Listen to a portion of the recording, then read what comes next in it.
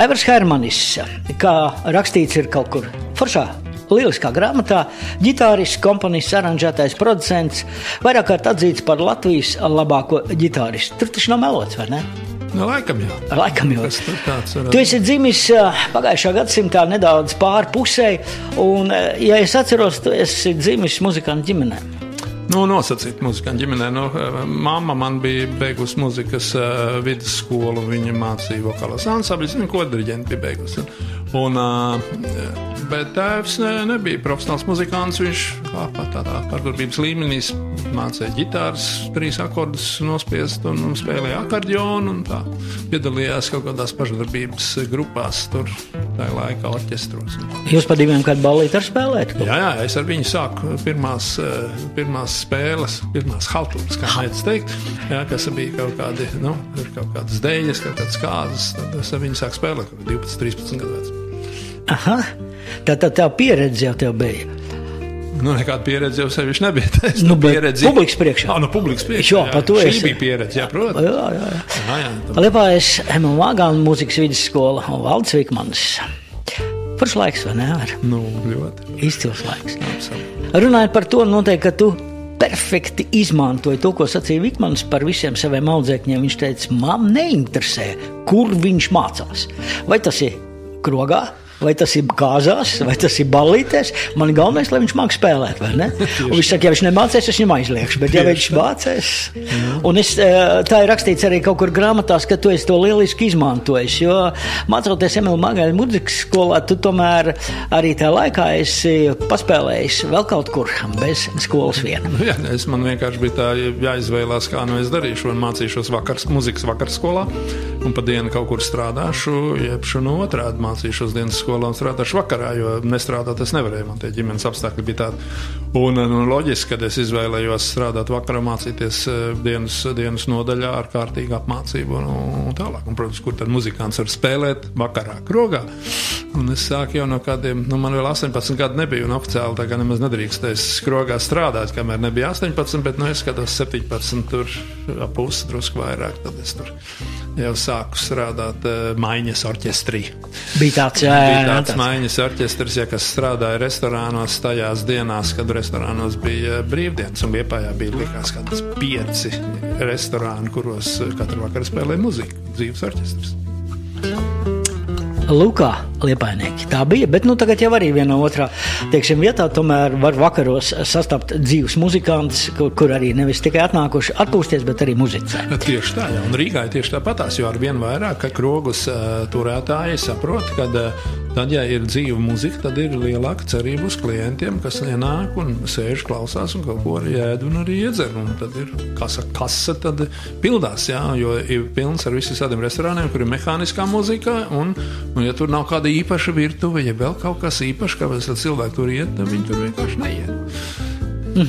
Klau, tu noteikti var atcerēties kādus savus lieliskus partnerus šeit Liepājā, tajā saucamajā skolas laikā un vakara periodā. Par kādu no viņiem? Skolas laikā mēs faktiski sākām spēlēt jau tajā pirms muzikas skolas laikā. Tas man pirmais orķestrs, kur man paņēma. Tas bija tevs vadītais orķestrs, kas saucās Senči, un kas bija Liepājas 6. vidusskolā. Jūs jau bijāt vecāki, bet man bija tāds ar ventilātoru darbināms piepūšams ērģelis. Un tad es nezinu, tāpēc man paņēma kaut kādu citu iemeslu dēļ, jo es neko citu spēlēt nemācīju. Es drusku mācīju akordionu spēlēt, un tad arī tas ērģelis, tas pats akordions vien ir tik noliek guļus. Ja. Un tad mēs tur tā kaut kā sākām, un tad mēģinājām pie tavas mammas ēdnicā 6. skolas, un tās bija pirmie soļi. Ja. Es jau biju, protams, pagodināts, ka vecāki čaļi man uzaicinājuši. Tagad es spēlēju. Tā laikā droši vien 3 gadi jau ir starpība uzreiz. Jā, īstenībā es 6. skaņojumu ģitāri iemācījos spēlēt arī faktiski tieši senčos, jo tad vecākie čaļi visi gribēja iet arī uzdejot, ka mēs kādas dejas spēlējām, un tad vajadzēja kādu samainīt, un tad Nelēķis Karstāns idols, viņš man iemācīja un parādīja pirmos akordus vienkāršiem gabaliem, un tā, ka viņš gāja uz dancot, tad viņš man iedeva savu ģitāru uzspēlēt. Bet tev jau arī ir, Jāņa Liepiņa skola, vai ne? Man nav, mēs esam viens no retajiem, kas nav, bet Jānis Liepiņš manā ģitārista dzīvē ir devis aizsākumu, kad man ģitāra, kas man bija mājās kaut kāda Padomu Savienībā ražot tādu finieru kastīti, un viņa bija noskaņota tā saucamajā čigāņa, jeb krievu skaņojumā, 7 stīga ģitāra, bet 6 stīga ģitāra ir cits skaņojums, kā mēs zinām. Un neviens arī man apkārtējā, arī mans tēvs, nezināja, kādās notīs jānoskaņo. Bet Jāņa Liepiņa tētis bija tajā pašā laivu, korporatīvā turēja laivu, kur mans tētis, un es zinot, kas viņš ir, ka viņš ir violnieks un arī ģitārists, kurš spēlē restorānā Jūra, tur pat par ielu. Viņš spēlē uz 6 stīga ģitāras. Un es viņam piegāju klāt un teicu, atvainojiet, piedodiet, es zinu, ka jūs esat arī ģitārists un kā jānoskaņo ģitāra 6 stīga skaņojumā. Tad viņš man nosauca tās notas, un tad es mājās uz akordeonu noskaņoju, 1 stīgu nomet no 7 stīģenes nos un noskaņoju pirmo reizi 6 stīgu ģitāru skaņojumu. Un tad tas ir tas, kādā veidā viņš ir pieskāries manai ģitārista karjerai no paša sākuma. Lūkā, godājumā radioklausītāji, Aivars Hermanis šorien galda otrajā pusē, un sāksim ar vienu dziesmu, kuru izpilda viens no viņa partneriem, par to viņš nedaudz vēlāk pastāstīs. Dziesmas, protams, visu mūziku, kas skan gan fonā, gan arī dziesmas ir pašā Aivara komponētas, bet izpildītājs, labi, vispirms dziesmu un tad.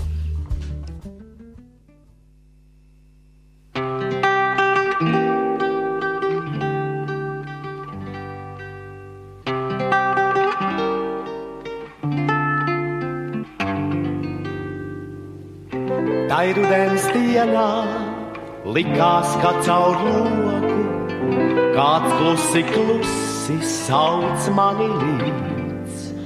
Domāju, ka mazais pīlācis aiz loka īstegot tik lēni, čukstot mani sveic. Tas varbūt bija mākonis, kuram patīk nomazgāt, noberst putekļus nūs.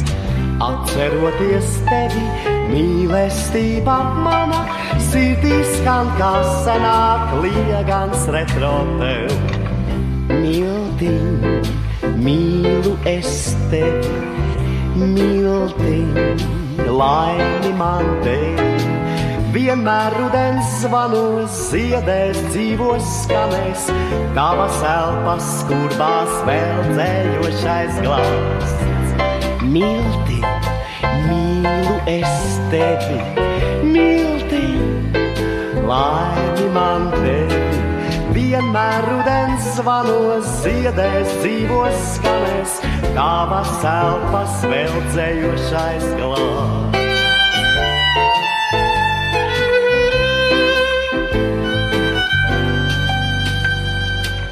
Bez tava maigā smaida manā dārzā, atmiņu ziedi nosirmo viss. Liesmodami kādreiz pilni mīlas lāsēm, ziedi šie tik skaisti reibināja mūs. Krīt rudens lapas, atvasaras salnās, laiks iesien rītos sapņus, kas bija. Atceroties tevi, mīlestība mana, sirdī skan kā senāk liegans retro tev.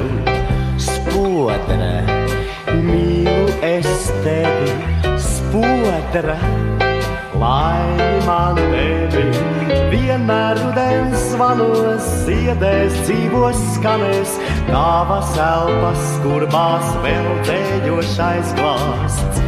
Erna, mīlu es tevi, Erna, laimi man tevi. Vienmēr rudens zvanos, ziedēs, dzīvos skanēs, tavas elpas vēl dzējošais glāsts.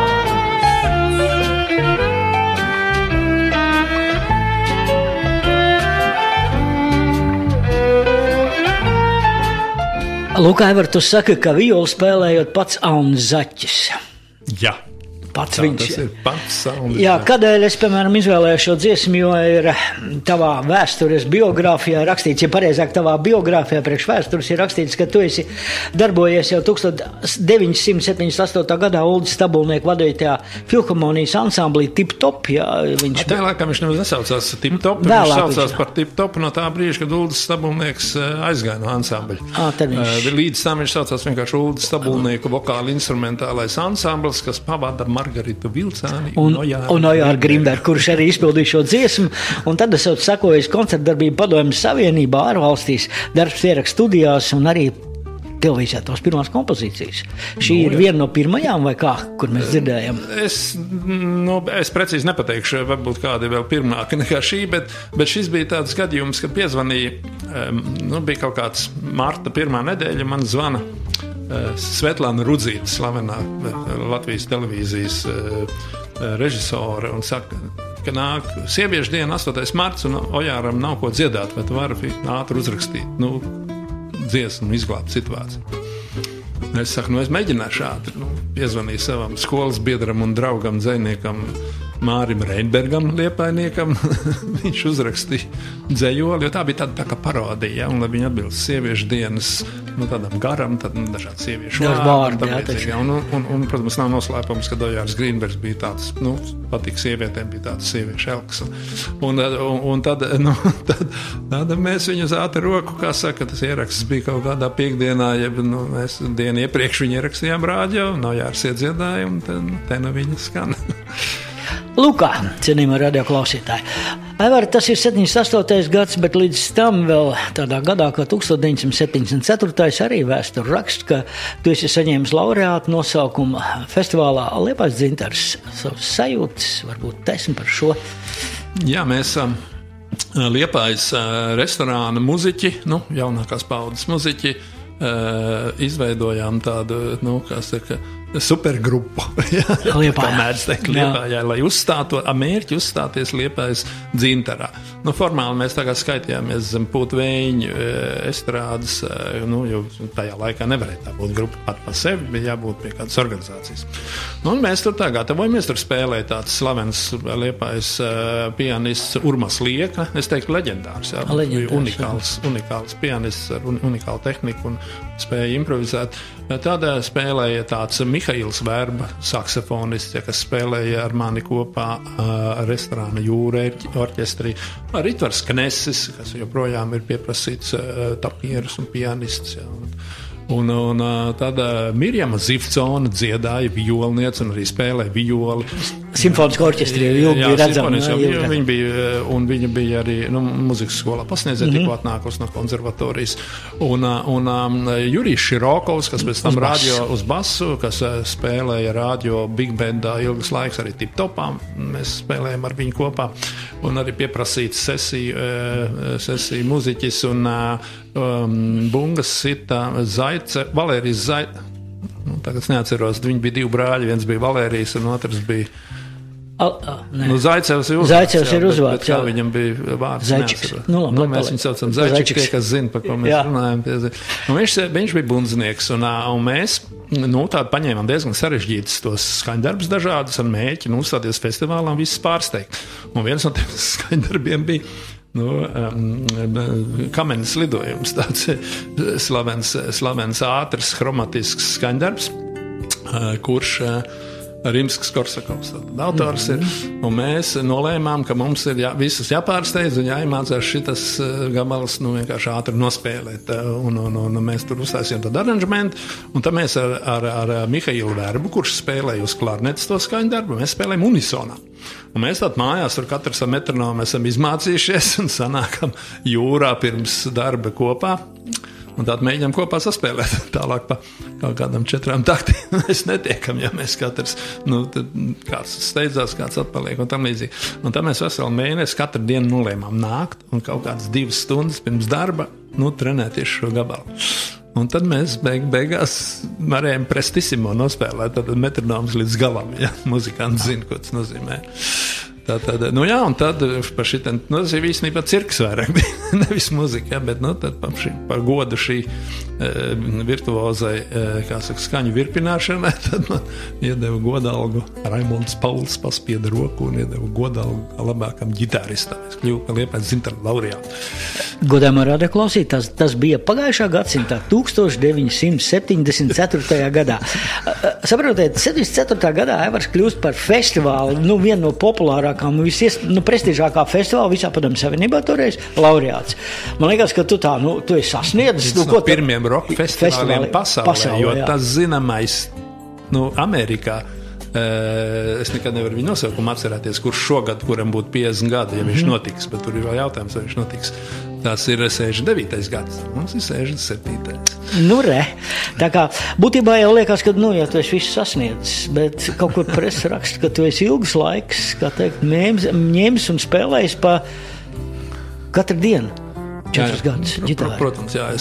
It sevišķi tajā periodā, kad es iestājos muzikas skolā fagota klasē un pušamo instrumentu nodaļā, jo, es, protams, kā visi gribēju spēlēt flauti, klarneti, tad viss, kas iet muzikas skolā pušamo instrumentu nodaļu, grib šos instrumentus spēlēt.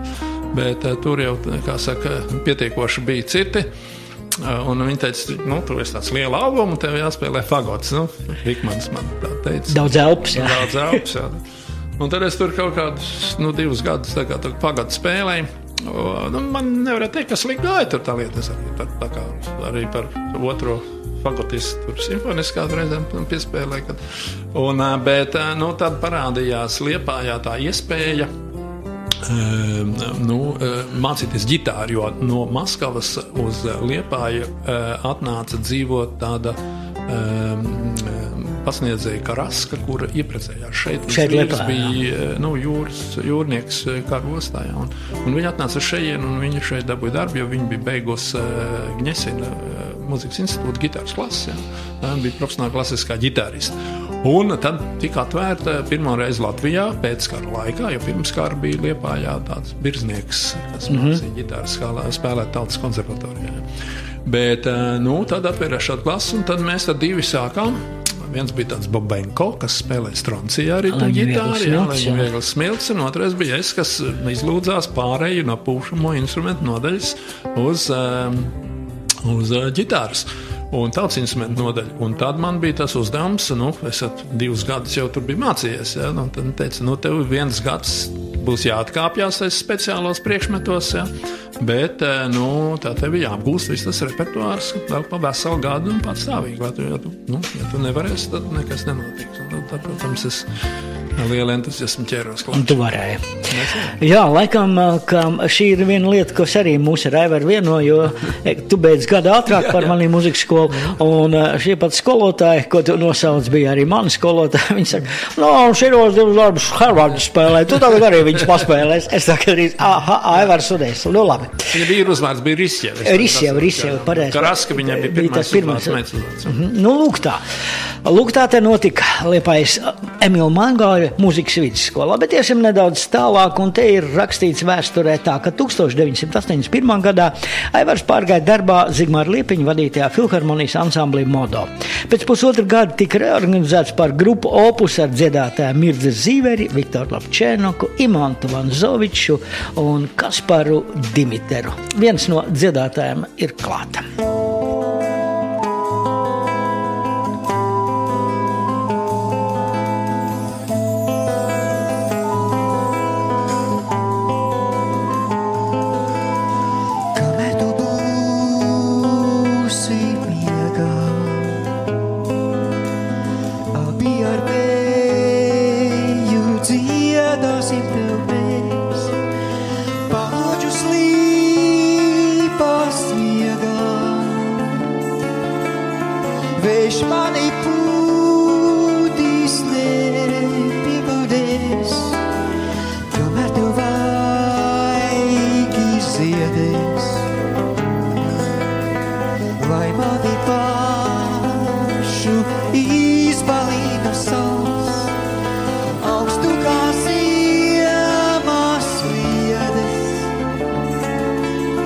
Vienu tev atkausēs mana sirds.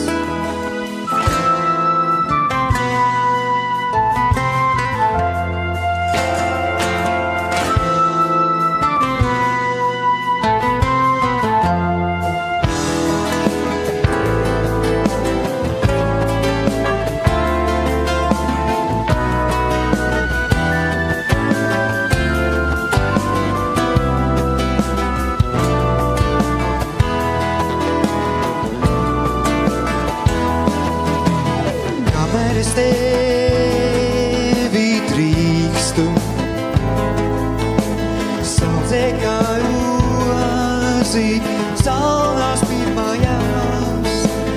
Avītu šauli mīkstu, putenis pleciem pāri tev klās. Kamēr tu būsi rītā, kāpīšu tavas baltās pamalēs, debesīm iesildītā. Kamēr vēl tevi palikšu es.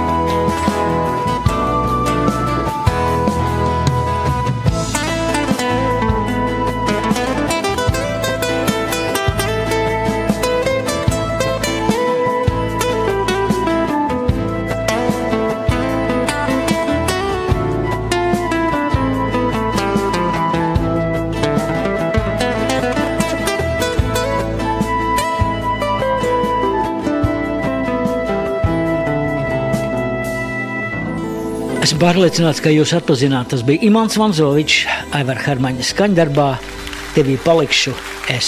Aivara, nedaudz par modo, jeb, teiksim, opus, jo tas tomēr bija, tā arī bija Latvijas supergrupa, ja mēs tā varam teikt. Pie Filenes jūs izbraukājat ļoti daudz. Un varbūt... Nu, tad, kad es tur sāku strādāt, tad viņš vēl bija opus, jā, bet tur Zigmārs Liepiņš arī mērķiecīgi nomainīja to nosaukumu, tāpēc, ka modos saistījās vienmēr ar Raimanu Paulu. Un tādā veidā, kad tagad tas repertuārs bija pamatā Zigmāra Liepiņa, un tad loģiski, kad tas tēls vilkās līdzi, un viņš gribēja tur mainīt ko. Bet tas sastāvs palika pamatā jau tas pats tur, papildus, varbūt kāda cilvēka pienāca klāt, aizgāja prom. Tā ir parasti, bet pamatā Lapčonoks, no vīriešu kārtas solists, Imants Vanzovičs, un Mirds Zīvera līdz brīdim, kamēr viņa aizgāja dekretā, piedzima pirmais bērniņš. Un, tā bija stiprs sastāvs, un mums tā ritma grupa bija ļoti spēcīga, bija Upinieks Bunzinieks, tāds tajā laikā, kā saka, Latvijas Billy Cobhams. un modo laikā Jevgeņģis Šapovs, tas pats, kas spēlē pēc tam remiksā, bet pēc tam jau opus laikā Guntis Vecgailis, ja, kas arī spēlēja Amerikas projektā Rīga, un ir ierakstījis tos pavadījumu trekus, un arī ļoti klases muziķis un basists. Un, protams, Zigmārs Liepiņš, arī Levičs jau no opus laikā. Un mums tur kultūras ministrija tekstu dēļ, Dimitra tekstu dēļ aizliedz vienu programmu. Bet jāstrādā tad ir. Un mēs uztaisījām, kā saka, instrumentālo programmu, šausmīgi sarežģītu džezroku. Jā, to es atceros. Un mēs ar to programmu braukājām, protams, ne tik bieži kā tiem dziedamiem koncertiem, bet, kāds pārdesmit koncerts mēs pa Latviju nospēlējām ar instrumentālu džezroku programmu, ja? Un publika nāca un brīnījās, ja, kā te cilvēki var virpināt tādu sarežģītu muziku. Tā bija laba pieredze. Zigmārs tur bija sacerējis tādu vienu tādu džezroku svītu, tur kaut kādā armijas laikos jau iepriekš. Ļoti sarežģīti poliritmiski amīzīgi. Mēs sēdējām tur kādas nedēļas un tur kamēr iekalām poliritmiskos gājienus, kas bija tad stipri sarežģīti. Klausies, te tā interesanti skan. Tu saki, ka Kaspar vārdus tur aizliedz, ja tās dziesmas ar viņu vārdiem. Bet, labi, Juris te man pavītos saka, viņam tur šo to aizliedz, bet Filēni, jūs taču visu laiku bijāt uzraudzībā. Kā jūs paspējāt to izdarīt, ka viņi nepaspēja ātrāk jūs ieraudzīt? Kā jums izdevās? Viņi jau tur tā sekoja, tas vienmēr tur jau bija tāda balansēšana uz robežas, bet tas balans bija tika nedaudz pārsniegts. Ja,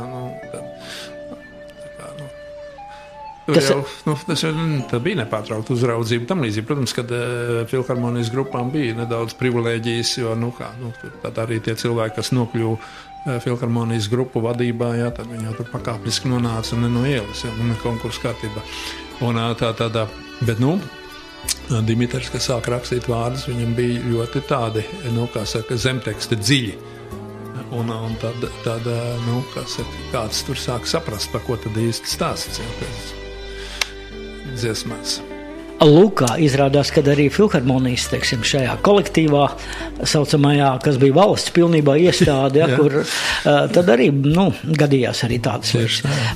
Saka, lūdzu, teiksim, muziķi toreiz filharmonijā, viņam bija visnotaļ labi situēti, ja tā var sacīt. Salīdzinoši, jā, protams. Salīdzinoši ar citiem, jā? Jā, mēs jau zinām, ka tajā laikā, padomu laikā, tāds, parasts strādnieks pārdevēja veikalā, un tam līdzīgi, 110, 120 rubļi mēnesi, jā. Kvalificēts virpotājs, frēzētājs, 250, 300, 350. Partijas centrāla komitejas vadītājs Liepājā, 500, 600 varbūt. Bet, filharmonija muziķis, jā. Bija 700, 800 mēnesī, bet tas bija diezgan asiņaini darbi, jo mums mēnesī vajadzēja nospēlēt, norma bija 20 koncerti, bet praktiski mēs, lai iegūt vairāk naudas, mēs spēlējām arī tur 30 koncerts, bijuši pat 40 aizbraucot Krievijā. Spēlē katru dienu, sazinās svētdienās par 2, par 3. Jā, šeit es tev varu papildināt, ka norma bija 16, bet 4 vēl ļauj klāt. Tā varēja 20. Pareizi, šādi. Un tas bija no saucamiem veselības aizsardzības, lai tu nepārpūlies un lai tu esi vesels. Jā, bet praktiski tika spēlēt pāri tur, cik varēja nospēlēt un kādi apstākļi bija. Sevišķi izbraukumos Krievijā, aizbrauc uz mēnesi uz Krievijā un protams, ka, ko tu tur citu darīs, spēlē. Aivar, varbūt tās, teiksim, atgādina saviem vienaudžiem pēreiz tavu aiziešanu uz Rīgu, jo būtībā tad Liepājā bija pabeidz muzikas skolu.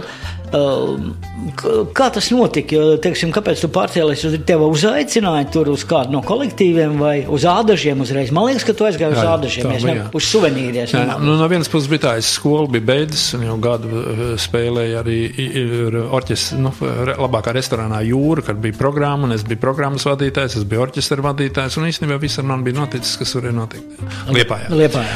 Un tad man nāca piedāvājums man arī bija problēma, es agri aprecējos, piedzima bērniņš, un man īsti to dzīvošanu tur, tā laikā muzikanti jau bija otras šķiras cilvēki, un tur nekas varas nepienācās, jā. Un nopirkt korporatīvo dzīvokli nevarēja vienkārši, te Liepājā vismaz kāds korporatīvos mājas necēja, tur Rīgā varbūt kaut kas tāds bija.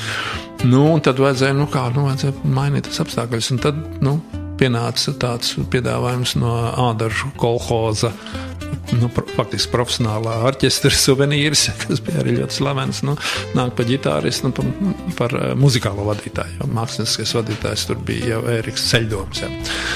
Kas man arī pazīstams Liepājnieks, ja mēs bijām kopēji mācījušies. Mēs tādi varbūt lieli draugi nebijām, bet tādi kopā pat nebijām Liepājā spēlējuši, bet viņš pēc visiem tiem, zinot, ka es pa ģitāru tā māku laikam spēlēt, viņš man uzaicināja tur, un to Ādažu man deva, maz ģimeņu, vienistabas dzīvokli, bet labi iekārtot, kur ir tek ūdens, un kur ir silts, centrāla apkura un tā tālāk. Ar tālāku perspektīvu, iegūt Ādažos vai korporatīvu dzīvokli, jeb arī Ādažu kolhoza dzīvokli. Bet es tur tā pārāk ilgi neuzturējos, ja nākošais piedāvājums piezvanīja Uldis Stabulnieks un teica, ja viņš gribētu man redzēt filharmonijas ansambļa sastāvā. Jā, un arī vēsturē tiek rakstīts, kad jau 1985. gadā pēc Rēmona Paula iniciatīvas tu izveido grupu Remix, bet pirms tam Latvijas radio un televīzijas estrādes vieglās mūzikas orķestra mākslinieks vadītājs Rēmons Pauls tev tur piedāvā ģitāristu. Jā, tur bija tā, kad mēs tur uzsāsījām tādu revolūciju, tur ir mēdījos, protams, arī var izlasīt, ko mēs tur darījām un kādas tur arī visādas sekas arī tieši man un tā, bet mēs atstājām filharmoniju, jo tur filharmonijā bija 3 ansambļi, kas ražoja naudu, un tad bija vesels bars, visādi mākslinieki, kurus mēs redzējām tikai algas dienās pie kases, kas saņēma diezgan daudz naudas, bet ko viņi tur izdara, nebija zināms. Un mums instrumenti, jeb ražošanas līdzekļi bija jāiegādājās pašiem. Un mums, pēc kāda brīža mēs sākām saprast, kas īsti notiek un tam līdzīgi. Mēs tur visādi, protams, dumpojamies un rakstījām darbaļaužu vēstules un visādi ņēmāmies, bet, rezultātā mēs aizgājām no turienes demonstratīvi prom. Un 2 ansambļi, viens palika, Eolika palika. Un tad es biju tā kā bez darba, es tur uz tiem rādio tur piestaigāju kaut kādiem ierakstiem, jo tur paralēli arī tos iepriekšējos gadus, Raimonds Pauls man tur satika, teica, ko tu dari? Es saku, neko, bezdarbnieks. Es saku, mums tā viena štata vieta ir vēl otram ģitāristam, kamēr tev citu darbu nav nācis spēlēt. Tad es sāku rādio bendā spēlēt.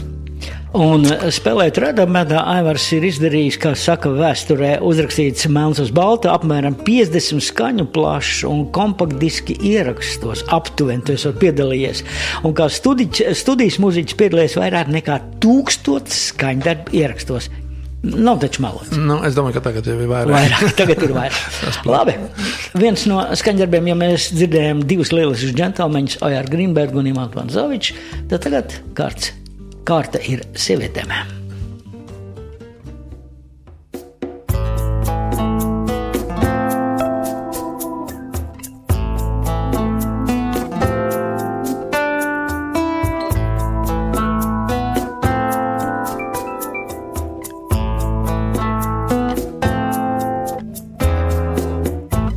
Vai pazīšu es tevi, ja satikšu?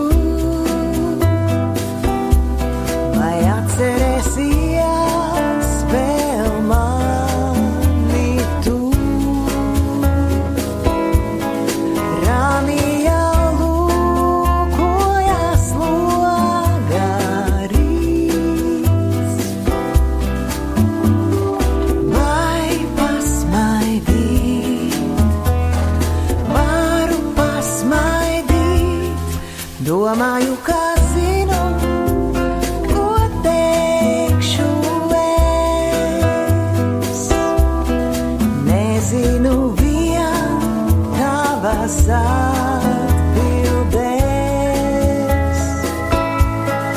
Rāmi jau lūkojas loga rīts. Vai pasmaidīt, varu pasmaidīt, debesis var mazliet piepūst. Tā, lai mākoņi plānāki kļūst. Tā, lai siltums lejā plūst. Ledus laikus un asaras žūst. Es ieraudzīju tevi un nesapratu, vai tas esi tu, ko pazinu. Rāmi jau lūkojas loga rīts. Vai pasmaidīt, varu pasmaidīt.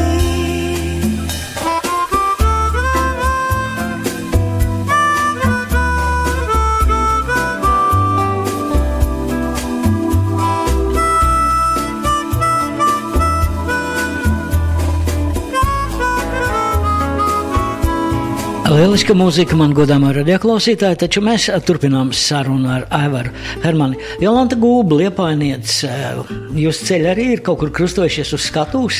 Jā, mēs diezgan daudz kopā muzicējām.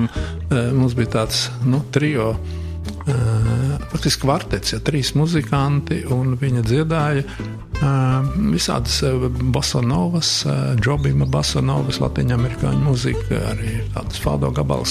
Tas mums bija tāds korporatīvo pasākumu orķestris, bet mēs bijām ļoti pieprasīti kaut kādu laiku periodu. Un viņi bija tā galvenā dziedātāja. Un tā mēs tur, tādu latīņu amerikāņu ievirs muziku spēlējam, kādas 3-4 kopā. Tas tādēļ, ka viņi nāktu šeit no Liepājas puses, no Kurzemes, vai tas bija? Viņi ir dzimusi laikam viņa no Alsungas laikam ir, bet mācam Liepājas muzikas skolā. Beidz muzikas skolu un tad, dzīvo Rīgā. Lūkā, mēs jau kādreiz esam runājuši godam radioklausītājs. Saliekam visus muzikants rindā, laikam skaitīt 1, 2, katrs otrais ir liepājnieks. Vēl ir rakstīts, ka tu esot piedalījies kā muziķis un arī kā producents apmēram uz 40 dažādu programmu producēšanā. Varbūt producēšana tas jau ir zināmā mērā risks, ne? Un vēsture saka, ka tu esi jau šajā gada tūkstotī producējis 2 Liepājas dzinterus. Tā bija. Nedaudz varbūt par šo pieredzi padalies. Es vispār tur visādi paveidu festivālus un arī kaut kādas liela koncertus tur esmu producējis diezgan daudz, jo mēs ar mūsu remix producentu grupu, kas vēlāk pārtapa ne tikai remix apkalpojošas, bet arī citu mākslinieku apkalpojošas, rīkojot koncertus un producējot muziku un arī veicot skaņierakstus. Mēs diezgan daudz arī oriģinālas produkcijas, respektīvi koncertus festivālus esam producējuši un sarīkojuši. Un Liepājas dzintari, 2 no Liepājas dzintariem, 2001, 2002, es tā precīzi neatceros, kur tie bija. Zini, man liekas, ka tas bija 1. un 2. 1. un varētu būt, jā.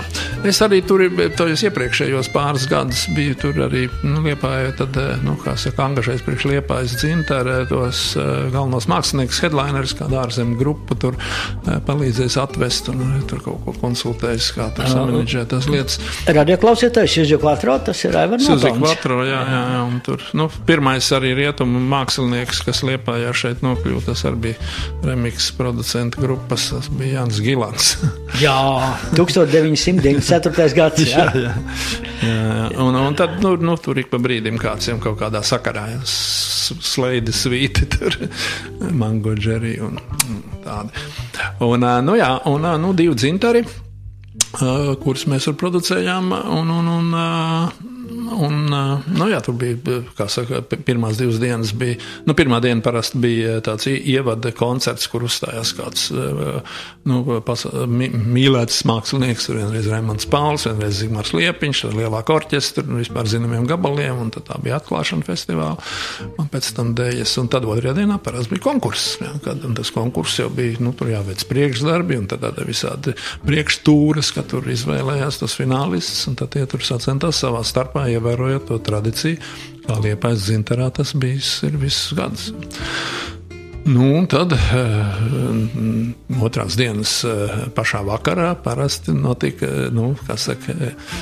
galvenā mākslinieka headliner uzstāšanās, kam bija jābūt, jau tais gados bija jābūt tādam vispār zināmam, kas spēja pievilkt publiku. Jā. Līdzīgi kā tas Suzy Quattro, kad tu stāvēji stabā ar to pārunu aparātu un mēģināja novērst uzmanību, kamēr mēs pa otru pusi izlaužot žogu, dabujot tos cilvēkus ārā. Jā. Tas bija uz robežas, kad varēja slikti beigties, bet viss beidzās labi. Un tad šis te headlineri tur, viens no viņiem bija Londonas gospel koris, pasaulē slavenais gospel koris, jā, un tas otrais, es pat neatceros, kas tur bija, kāds no rietumu, Angļu laikam grupām, vai Sleidi, jeb Svīti, jeb neatceros. Viena no viņiem bija kaut kādā septembrī, tur kaut kādu, tur vienreiz pa vienu latu, jeb pa kaut kādu. Tur bija kaut kāda tāda pasūtītie pasākumi, kaut kāds zaļie rīkoja kaut kādu akcijas pasākumu. Tur arī ik pa brīdim bija, bet tas nebija dzintara sakarā. Jā. Tas nebija, jā. Es neatceros precīzi, kuras tās grupas bija. Man jāstās kompjūterā. Jā. Lūk, bet viss notikās. Bet pēc tam vēlreiz, kā jau mēs runājam, džentelmeņi, un tagad viens no darbiem, kurš, manuprāt, ir viens no taviem. Ja, es negribu teikt, ka pēdējā laika, viens no pēdējiem patreizajā brīdī, bet no tādiem, kurš, manuprāt, patīk ļoti daudziem radioklausītājiem, gan izpildījums, gan pat kompozīcija. Es runāju jau par šī gadsimta jau, kā teikt, pārpa 10 gadiem. tūlīt tu varēsi pastāstīt vairāk. Īstenībā es neko tagad nesaku, bet dāmas un kungi, nākamais skaņdarbs ir tīrā latviešu valodā. Un tās autors ir neviens cits kā Aivars Harmans.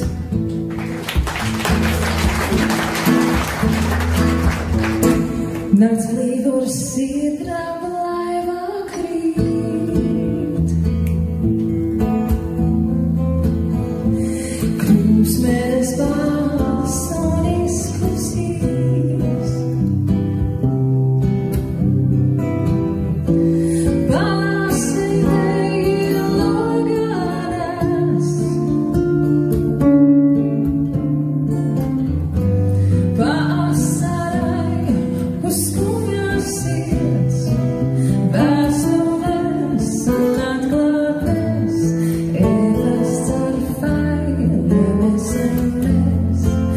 Vēstules un atklātnes. Ēlas ar failiem SMS.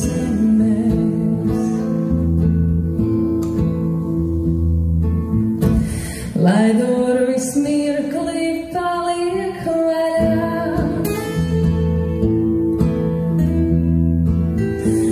Un lai šai mirklī apmaldās.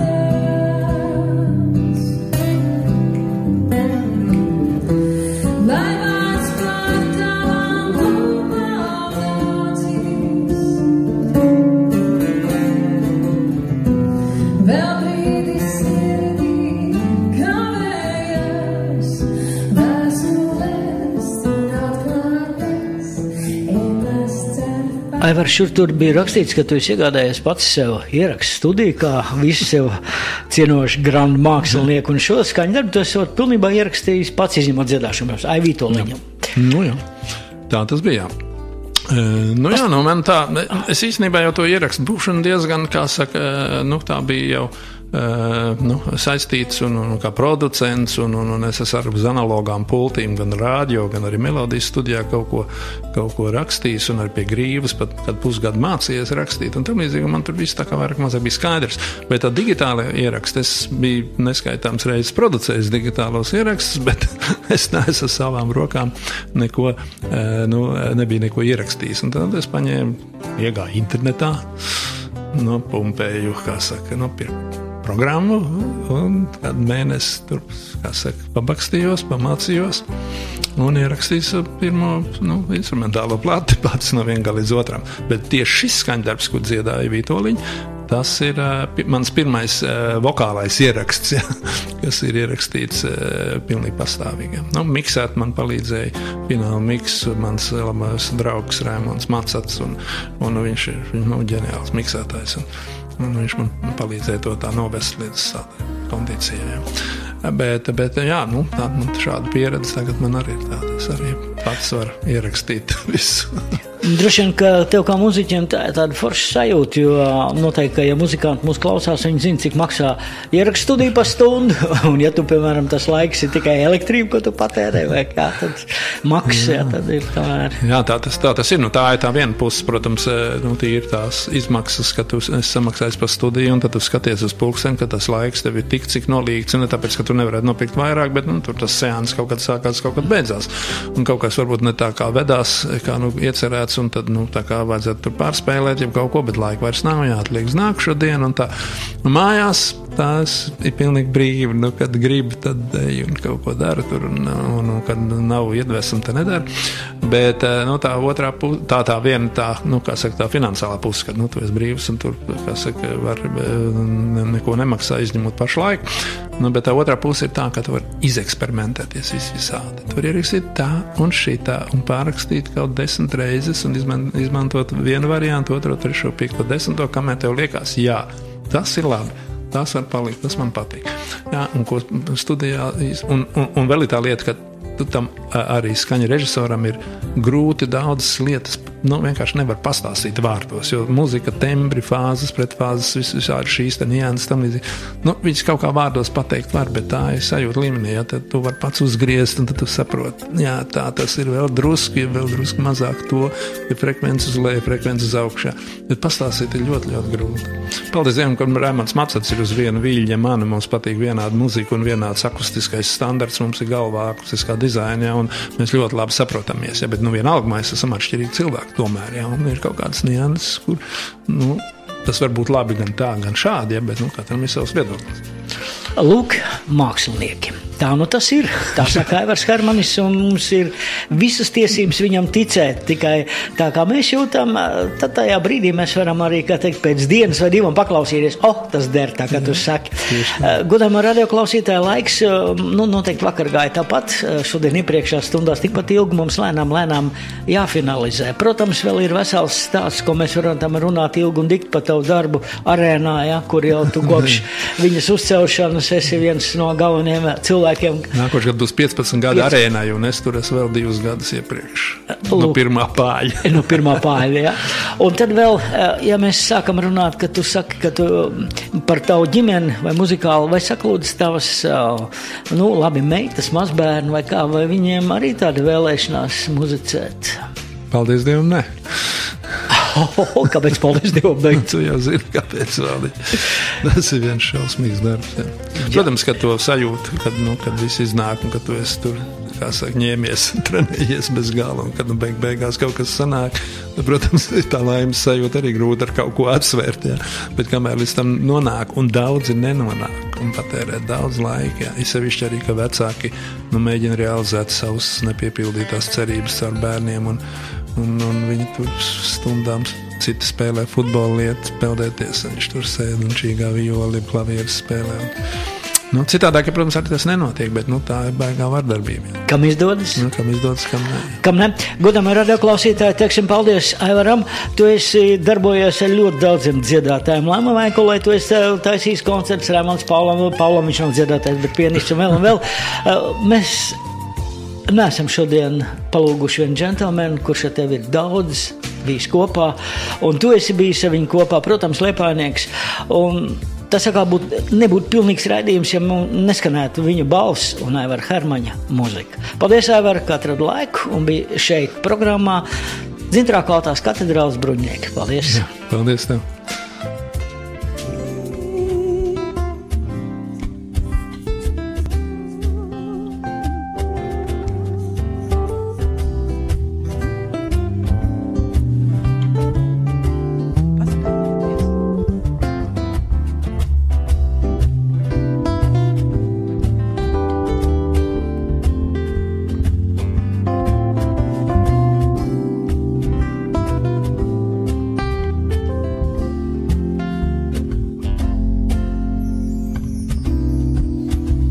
Zīmē mūsu stāvus, trīcošiem pirkstiem, ēnu mākslinieks ir atkal klāt.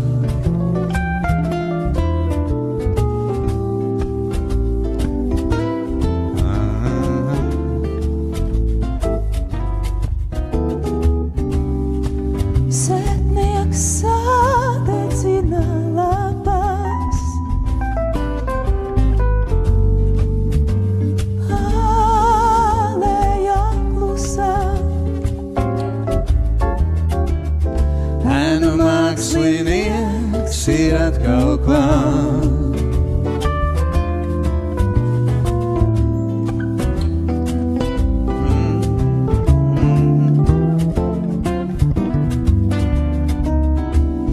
Tad būsim mēs tālu prom,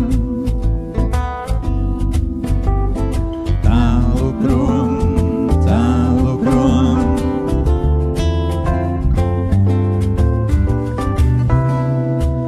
Būsim mēs tālu prom, tālu prom, tālu prom.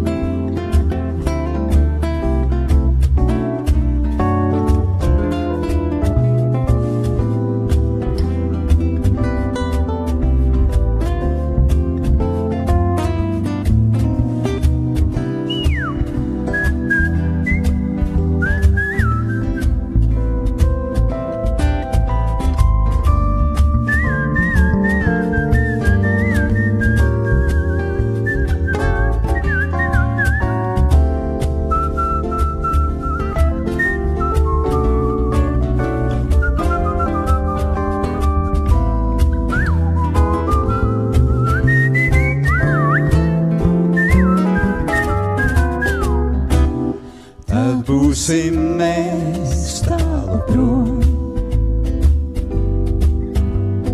tālu prom, tālu prom.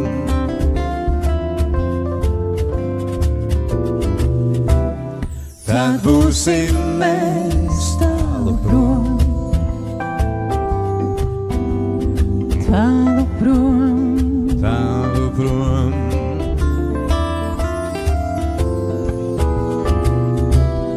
Tad būsim mēs tālu prom, tālu prom, tālu prom.